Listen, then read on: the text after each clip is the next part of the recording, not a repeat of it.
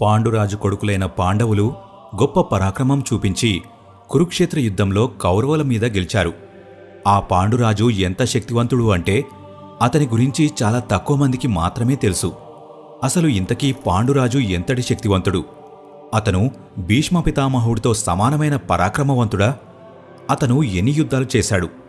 పాండురాజు జీవితంతో ముడిపడి ఉన్న ఒక్కొక్క రహస్యం, అలాగే ఎవరూ చెప్పని అతని కథ గురించి తెలుసుకోవాలంటే ఈ వీడియోని చివరి వరకు చూడండి. మహాభారతంలోని ఆదిపర్వం 104వ అధ్యాయం ప్రకారం భీష్ముడి సమ్మతి మరియు సత్యవతి ఆజ్ఞతో కురువంశ వృద్ధి కోసం విచిత్ర వీరుడి భార్యల గర్భం ద్వారా సంతానాన్ని ఉత్పత్తి చేయడానికి వ్యాస మహర్షిని అక్కడికి ఆహ్వానించడం జరిగింది. వ్యాసుడు ముందుగా అంబికా గదిలోకి ప్రవేశించాడు. అతని శరీరం రంగు నల్లగా ఉండడం వల్ల అంబిక అతన్ని చూసి భయపడి తన 2 కళ్ళు మూసేసుకుంది. ఆ సమయంలో నియోగ విధి ప్రకారం సత్యవంతుడైన వ్యాస మహర్షి ఆమెతో కలిశాడు. వ్యాసుడు ఆమె గది నుండి బయటకు వచ్చినప్పుడు సత్యవతి మాత వచ్చి అతన్ని, కుమారా, అంబికా గర్భం నుండి ఒక సద్గుణవంతుడైన రాజకుమారుడు జన్మిస్తాడా అని అడిగింది. దానికి వ్యాసుడు, మాత, 10,000 ఏనుగులతో సమానమైన బలం కలిగిన మహాపరాక్రమవంతుడు మరియు అత్యంత తెలివైనవాడు జన్మిస్తాడు. కాని అతని తల్లి తప్పు వల్ల పుట్టబోయేవాడు గుడ్డివాడిగా పుడతాడని చెప్పాడు. ఆ మాటలు విన్న తర్వాత సత్యవతి అతనితో, తపోధనుడా, కురువంశరాజు గుడ్డివాడుగా ఉండడం సరికాదు. కాబట్టి కురువంశం కోసం రాజ్యాన్ని సురక్షించేవాడు, తండ్రి వంశాన్ని ముందుకు కొనసాగించేవాడు అయినా ఇంకొక రాజు నీవు అని చెప్పింది. అప్పుడు వ్యాసుడు మళ్ళీ అదే నియోగ పద్ధతి ద్వారా దేవి అంబాలికతో కలిశాడు. వ్యాసుడిని చూసి ఆమె కూడా కాంతిహీనంగా పాండువర్ణంలోకి మారిపోయింది. అప్పుడు వ్యాసుడు ఆమెతో, అంబాలిక, నువ్వు నా వికృతమైన రూపాన్ని చూసి పాండువర్ణంలోకి మారిపోయావు. అందుకే నీకు పుట్టబోయే కొడుకు పాండురంగులోనే ఉంటాడు. ఈ ప్రపంచంలో ఈ బాలకుడి పేరు కూడా పాండుగానే ఉంటుందని చెప్పి అక్కడి నుండి వెళ్ళిపోయాడు. తర్వాత సమయం వచ్చినప్పుడు దేవి అంబాలిక పాండువర్ణంలో ఉన్న ఒక పుత్రుడికి జన్మనిచ్చింది. ఆ బిడ్డ తనదైన దివ్యకాంతితో మెరిసిపోయేవాడు. ఈ బాలకుడే పంచపాండవుల తండ్రి పాండురాజు. వ్యాసుడికి ఒక దాసి ద్వారా కూడా కొడుకు పుట్టాడు. అతనే విదురుడు. ధృతరాష్ట్రుడు, పాండు, అలాగే మహాత్ముడైన విదురుడు, ఈ 3 అన్నదమ్ములని భీష్ముడు చిన్నప్పటినుండి కూడా తన సొంత కొడుకుల్లాగా పెంచాడు. అతనే వాళ్లకి అన్ని ఆచారాలు నేర్పించాడు. తర్వాత అతను బ్రహ్మచర్య ప్రతిజ్ఞను పాటించడం, అలాగే వేదాల యొక్క స్వీయ అధ్యాయంలో నిమగ్నమయ్యాడు. వాళ్లు మెల్లమెల్లగా యుక్త వయస్సుకు వచ్చారు. ఈ 3 అన్నదమ్ములు ధనుర్వేదం, గుర్రపు స్వారీ, గదాయుద్ధం, కత్తి కవచాలను ప్రయోగించడం, గజశిక్షణ మరియు నీతి శిక్షణలో ప్రావీణ్యం పొందారు. పాండు ధనుర్విద్యలో ఆ కాలం నాటి మనుషుల్లో అందరికంటే చాలా వేగంగా పరాక్రమవంతుడు అయ్యాడు. అంధుడు అవడం వల్ల ధృతరాష్ట్రుడు, అలాగే ఒక దాసి కొడుకు అవడం వల్ల విదురుడు రాజ్యాన్ని పొందలేకపోయారు. ఇక అందుకే పాండుని రాజును చేశారు.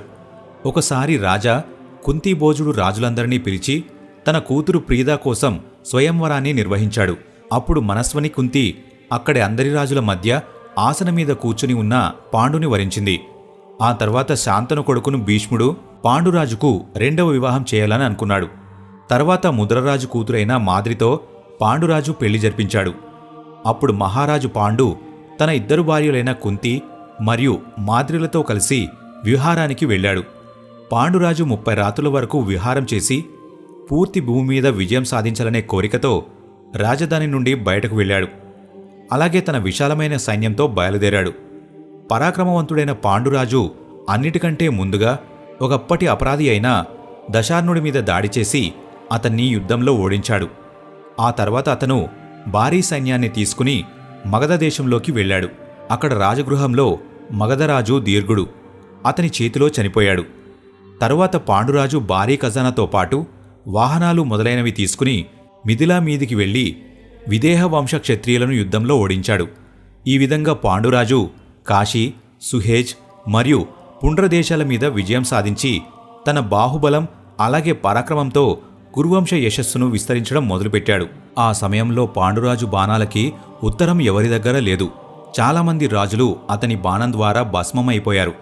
సైన్యం లేకుండానే పాండురాజు ఎదురుగా సైన్యంతో వచ్చిన నరపతుల పూర్తి సైన్యాన్ని నాశనం చేశాడు. పాండురాజు ద్వారా పరాజితులైన సమస్త భూపాల గనులు దేవతల్లో ఇంద్రుడిలాగా ఈ భూమి మీద మనుషులందరిలోనూ అతనే శూరవీరుడిగా నమ్మడం మొదలుపెట్టారు. పాండు మహారాజు అవన్నీ తీసుకుని తన రాష్ట్ర ప్రజల హర్షాన్ని పెంచుకుంటూ తిరిగి హస్తినాపురానికి వెళ్ళిపోయాడు. దాదాపుగా నాశనం అవ్వబడుతున్న శాంతను మరియు భరతుడి కీర్తి కథని పాండు మహారాజు పునర్జీవితం చేశాడు. ఏ రాజులైతే ఒకప్పుడు కురురాజ్య ధనం మరియు కురురాష్ట్ర అపహరణ చేశారో హస్తినాపుర సింహం అయిన పాండురాజు వాళ్లని పన్ను చెల్లింపుదారులుగా మార్చేశాడు. ఆ తర్వాత పాండురాజు హస్తినాపురంలోకి ప్రవేశించాడు. అతను ఎంత శక్తివంతుడు అనేది తన ఈ దిగ్విజయ వృత్తాంతమే తెలియజేస్తుంది. పాండురాజు తన బాహుబలంతో గెలుచుకున్న ధనాన్ని భీష్ముడు, సత్యవతి మరియు అంబికా అంబాలికలకు సమర్పించాడు. పాండురాజు ఆలస్యాన్ని గెలిచాడు. అతను కుంతి మరియు మాద్రిల ప్రేరణతో రాజభవనంలో నివాసాన్ని అలాగే అన్ని రాజభోగాలను వదిలిపెట్టి అడవిలో ఉండడం మొదలుపెట్టాడు. పాండురాజు అడవిలో ఉంటూ వేటాడేవాడు. ఒకరోజు అతను అడవిలో తిరుగుతూ ఉన్నప్పుడు ఒక ఆడజింకతో ఉన్న మగజింకను చూశాడు. దాన్ని చూసిన వెంటనే పాండురాజు పదునైన బాణాలతో వాటిని కొట్టాడు. ఆ జింక రూపంలో ఒక మహాతేజస్వి ఋషికుమారుడు ఆడజింక రూపంలో ఉన్న తన భార్యతో తేజస్వి జింకగా మారి ఆమెతో కలుస్తూ ఉన్నాడు. ఆ ఆడజింక పక్కనే ఉండి మనిషిలాగా మాట్లాడుతూ క్షణంలో నేలమీద పడిపోయాడు. మహారాజా, కురువంశంలో జన్మించి నువ్వు చేసిన ఈ పని నీకు అనుగుణంగా లేదు. నరశ్రేష్ఠ, నిరపరాధిని అయిన నన్ను చంపి నువ్వు ఏం లాభం సాధించావు? నువ్వు నన్ను హత్య చేశావు. నువ్వు చేసిన ఈ కర్మకి నీకు ఖచ్చితంగా ఫలితం దొరుకుతుంది. అందుకే బదులుగా నేను కూడా నీకు శాపమిస్తాను. నువ్వు కూడా కామంతో సర్వదా మోహితుడు అయ్యి నీ ప్రియమైన భార్యతో కలుస్తున్నప్పుడు ఇప్పుడు నేనున్న ఈ స్థితిలోనే యమలోకాన్ని చేరుకుంటావని చెప్పి ఆ జింక రూపంలో ఉన్న ముని అత్యంత దుఃఖంతో బాధపడుతూ చనిపోయాడు. పాండురాజు కూడా ఆ క్షణంలో చాలా బాధపడ్డాడు. అలాగే అతను మోక్ష మార్గంలో నడవాలని నిర్ణయించుకున్నాడు. తర్వాత పాండురాజు, నేను సంతాన ఉత్పత్తి శక్తిని కోల్పోయాను. నా గృహస్థాశ్రమం సంతాన ఉత్పత్తి మొదలైన ధర్మం నుండి శాశ్వతంగా శూన్యంగా మారిందని చెప్పి అత్యంత దుఃఖాన్ని దిగమింగుతూ కుంతి మరియు మాద్రిలతో మీరు హస్తినాపురానికి తిరిగి వెళ్ళిపోండి. పాండురాజు సన్యాసిగా మారి అడవిలోకి వెళ్ళిపోయాడని అక్కడ అందరికీ చెప్పండని అన్నాడు. తమ భర్త మాటలు విన్న కుంతి మాద్రిలు అతనితో, స్వామి, సన్యాసం మాత్రమే కాకుండా ఇంకా ఆశ్రమాలు ఉన్నాయి కదా, వాటి ప్రకారం ధర్మపత్నులమైన మాతో కలిసి ఉంటూ భారీ తపస్సు చేయొచ్చు. మేమిద్దరం కామసుఖాన్ని త్యాగం చేసి భారీ తపస్సు చేస్తామని తమకి యోగ్యమైన మాట చెప్పారు. ఆ తర్వాత పాండురాజు తన ఇద్దరు భార్యలతో కలిసి శతశృంగ పర్వతం మీదికి వెళ్ళాడు.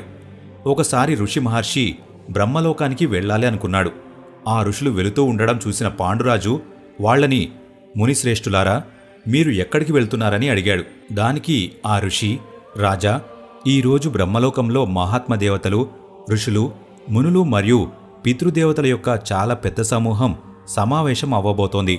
అందువలన మేము స్వయంభూ బ్రహ్మదేవుడిని దర్శించుకోవడానికి వెళ్తున్నామని బదులిచ్చారు. అప్పుడు పాండురాజు వాళ్లతో, తపోధనులారా, నేను పితృదేవతల రుణం నుండి ఇప్పటి వరకు విముక్తి పొందలేకపోయాను. అందుకే ఆందోళనతో సతమతమవుతున్నానని అన్నాడు. అప్పుడు ఆ మహర్షులు అతన్ని తమతో పాటు తీసుకెళ్తామని అభ్యర్థించారు. పాండురాజు తిరిగి వచ్చి కుంతితో, నేను స్వయంగా సంతానాన్ని ఉత్పత్తి చేసే శక్తిని కోల్పోవడం వల్ల ఈరోజు నిన్ను ఇంకొకరి దగ్గరికి పంపిస్తాను. నువ్వు నా దృష్టి లేదా నా ఆపేక్ష ద్వారా కూడా శ్రేష్ఠ పురుషుడి ద్వారా సంతానాన్ని పొందొచ్చు అని అన్నాడు. దానికి కుంతి తన భర్తతో, ధర్మాజ్ఞ, మీరు ఏ విధంగా కూడా నాకు ఇలాంటి మాటలు చెప్పకండి. నేను మీ ధర్మపత్నిని. మీరు మాత్రమే నా గర్భం నుండి ధర్మపూర్వకంగా అనేక మంది పరాక్రమవంతులైన పుత్రులను ఉత్పత్తి చేయాలి. మీరు తప్ప వేరే ఇతర పురుషుడితో అయినా కలవడమనే ఆలోచన నేను నా మనసులో కూడా అనుకోలేను అని చెప్పింది. అప్పుడు కుంతి మరియు పాండురాజుల మధ్య చాలాసేపు వాదన నడిచింది. చివరికి కుంతి మహర్షి తనకి ఇచ్చిన మంత్రం గురించి పాండురాజుకు చెప్పింది. కుంతి అతనితో, నేను ఏ దేవతనైనా ఆవాహనం చేసుకుని వాళ్ల ద్వారా పుత్రుడిని పొందగలనని చెప్పింది. అప్పుడు పాండురాజు ఆజ్ఞతో కుంతీదేవి విభిన్నమైన దేవతలను ఆవాహనం చేసుకుని యుధిష్ఠరుడు, భీముడు మరియు అర్జునులను పొందింది.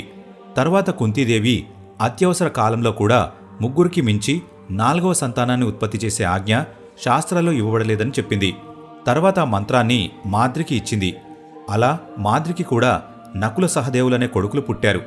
అలా 14 సంవత్సరాలు గడిచిపోయాయి.